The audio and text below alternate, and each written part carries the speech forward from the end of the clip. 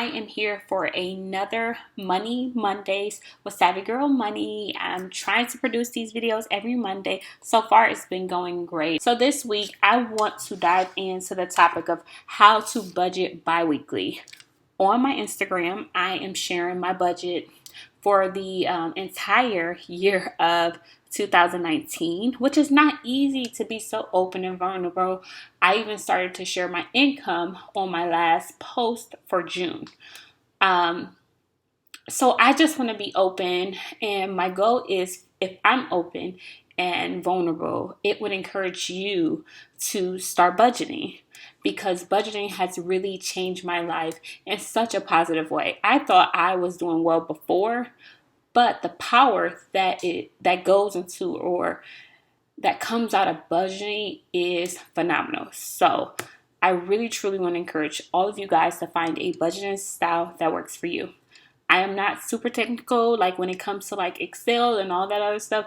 I do use an app to manage my expenses and put them in different categories. That app is called Mint. Talk about that all the time on my Instagram page too. So if you're not following me there, make sure you follow me at Savvy Girl Money on IG. So let's dive into how you budget bi-weekly, because my goal is not to make this too long.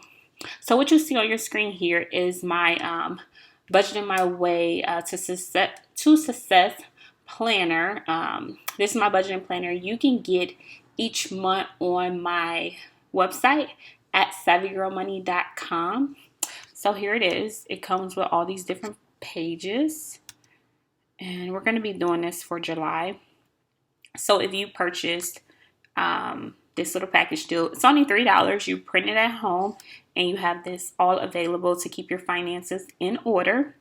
I even go through like the different appointments and what you're thankful for, because sometimes you need to remember that times get so hard and talking about money can be stressful. But if you remember what you're thankful for, it provides encouragement throughout the month. So like I said, I do tracking through Mint, but within the budgeting planner, you have the option to budget or track your expenses through paper here. But here is the budgeting sheet. So that's what I'm going to be working with today to show you guys how to budget bi-weekly. So I want to start by adding my month. This is the month of July. Everything is red. I'm adding. I am just using hypothetical numbers, but it's not like exaggerating or out the ordinary where you guys can't relate. And I'll show you guys as I walk it through.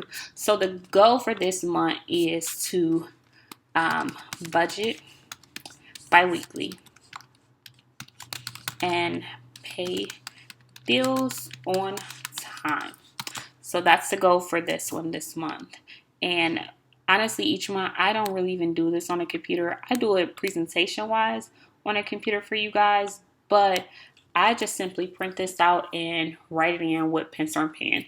It's just so much easier like that, and I like to keep things really easy. So new budget expenses. So these are like seasonal expenses. So what is going on this month? Is there a party you need to plan for this month? Because remember, a budget is planning out your funds or managing your money, making a plan for your money. So what new expenses is happening this month? So in this example, we're just going to be going to cookouts this month. That's it. Nothing else really is going on. Even the 4th of July. Those are 4th of July cookouts too. So that's all that's really happening for us this month. Next up is this area. So we have our money coming in, our savings, and our money going out. Those are like the three main areas, the important parts or sections of my budget. So for money coming in, we have $12,000 in this example coming in bi-weekly. And then for savings, we're going to do, we're going to do $50. Remember, this is not just $50 for the whole month, but this is the first half of the month, so bi-weekly. So that's all we have. Then you can go ahead, if you have a side hustle, you can use that section. But in this example, we don't have a side hustle. You can go ahead and total it down also. But let's get to the hard part that causes so much pain, which are our expenses, managing our expenses, and really like budgeting for them. So I'm going to list out some common expenses. You might have other ones and you might not have everything on this list. That's okay. You want to write down what you have and use the same thought process and principles I use throughout this video. So we have rent, we have electric or utilities are fine. We have cable / internet. Like on my personal budget, I don't even like break these out at all. I just put them all under utilities. Food, so groceries, and then we're gonna have eating out. I like to separate the two because these can be like problem areas. And I feel like separating them can help you identify a problem. But if you group together, you might think, oh, this total amount represents foods I'm like grocery shopping or preparing at home. No, you need to see the ratio of you actually preparing food, which are your food, so groceries, versus your eating out, to focus on what do you need to reduce. It all goes into like analyzing things. This helps there. So next up is entertainment. Entertainment is very important for my budget because we don't like to sit in the house, but we like to be smart with the cash. So we need to make a plan for how much money we can spend bi-weekly or monthly towards entertainment. Next up is gifts. Attend parties or cookout. If you want to buy a bottle of wine, you want to budget for it here in your gift category. Personal care, because ladies, I mean, our personal care is very important. Unfortunately, I can't just roll out of bed and not have things I need to go and to look nice. So personal care helps me out. In my personal care, it might include getting my hair done, my nails done, or possibly buying makeup or get my eyebrows done. It just depends. But I do put a budget or a cap on how much I can spend each month. Next up is kids. If you don't have kids, you might not have this category, so you can just not even include it. Then we have our debt and miscellaneous. Miscellaneous, I don't like to make this column or category too big. So really watch out how much you're going to put here. But miscellaneous can include shopping.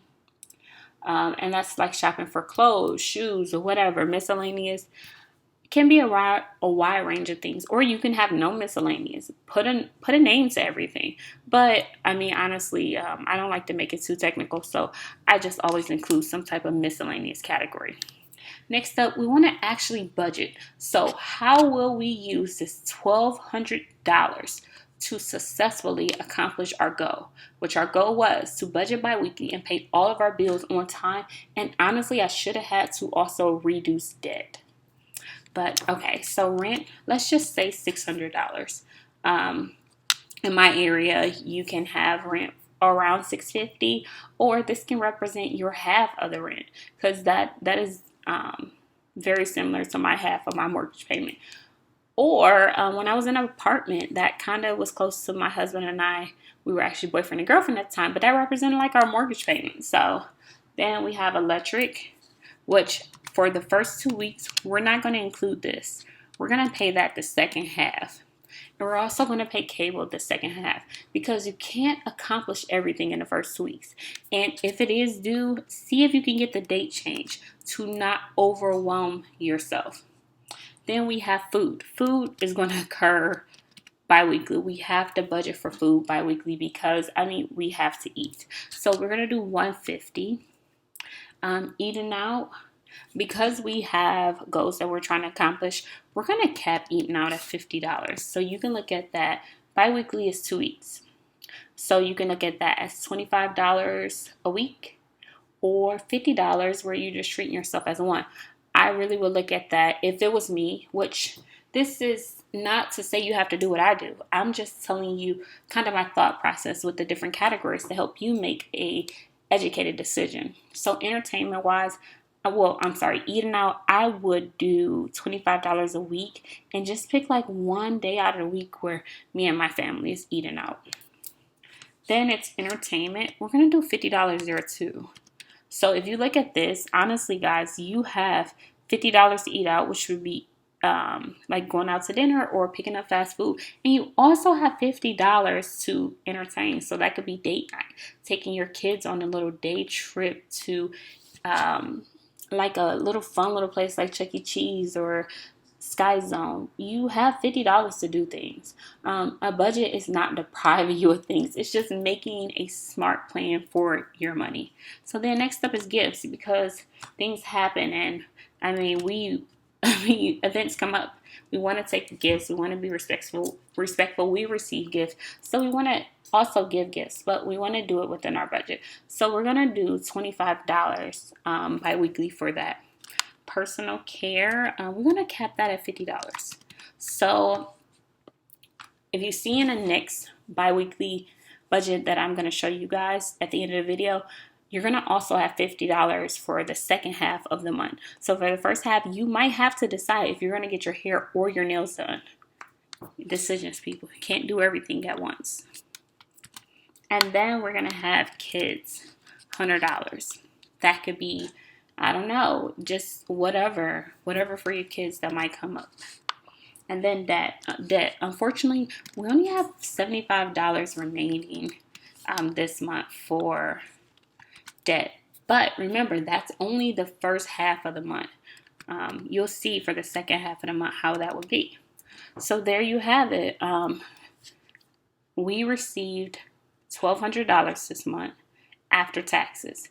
Then we put $50 towards our savings. And now here's how we allocated our expenses or budgeted for our expenses. We have no room for any miscellaneous. For the first 2 weeks of the month, we have to be strict and we have to follow our budget. And here's how we're going to spend our money. Then once the 2 weeks happen and you actually start spending, you want to complete this actual category. And the difference. It's very important. You want to make sure you do that because you want to focus on where you went over. And the difference category is going to let you know. So then when you make your second bi-weekly budget for the month, you want to pay close attention to those categories. Or you might have to adjust. So let's just say, for instance, for the second half, okay, $150 for food is just not going to work. So maybe you might need to take from your gift category and do $0 for gifts and $175 for food. Or you find out, I don't even need $100 for my kids. Every 2 weeks, my kids roughly spends $50. So now you can move that $50 from kids and put it up in food. Now you have $200 for food. Or you realize, I don't need a $150 every 2 weeks for food. I can add that $50 additional to my debt. So that's the thought process that goes into my budgeting planning. And let me show you guys quickly how I would budget for week 2. Okay guys, so this is our second bi-weekly budget for the month of July. We still have our same income coming in. That has not changed. But what has changed is our savings and our money going out. We are now able, for the second half of the month, increase our savings to $100 for a total of $150 for the month. And now we don't have a rent we're paying out of this check. And we also have the $75 for electric, $150 for cable and internet. And you might need to, if yours is over that amount for cable and internet, you might need to shop around. Compare rates, call and threaten to cancel, and that always seems to get them to lower your rate. I have done it before. So groceries, that is $150 still this month. Eating out, that's $50. Entertainment, it's $50. Still budgeted that for the second half. Gifts are still $25. Let's just say you have a kid's birthday party and adult birthday party. You're still giving yourself to option to attend both and spend $25 each. Then personal care, here's that other $50 I was talking about. You want to spend the first half, $50 maybe on your hair. Second half, you can get your nails done or maybe get a pedicure or something like that. The kids get another $100 because you just never know what's coming up with the kids. Maybe they need some new summer clothes or whatever. You want to have options available for the kids. Any remaining things that come out of any of these categories, I recommend, if you're trying to become debt free, I recommend throwing it into debt. And if you look here at the second half of the month, we have $400 that we get to allocate to debt. Like, how awesome is that? I would be super excited. But yeah, so $400, this is credit card debt, student loans. You have $400 additional dollars that you can put there, as opposed to last month, we only had $75. Look how much that has grown. And then we have the miscellaneous category, $50 that we can do miscellaneous things like things around the house. You might need new cleaning products or shopping. This category, you're just putting a cap on it at $50. And that's how you spent your $1,200 for the month, with a zero remaining. So guys, I hope this helped you guys. This is how I would do a bi-weekly budgeting if you get paid bi-weekly. I hope this helped. If you're not doing so, make sure you subscribe to my YouTube channel and follow me on Instagram for more tips and tricks on how to successfully manage your money. See you guys again next Monday.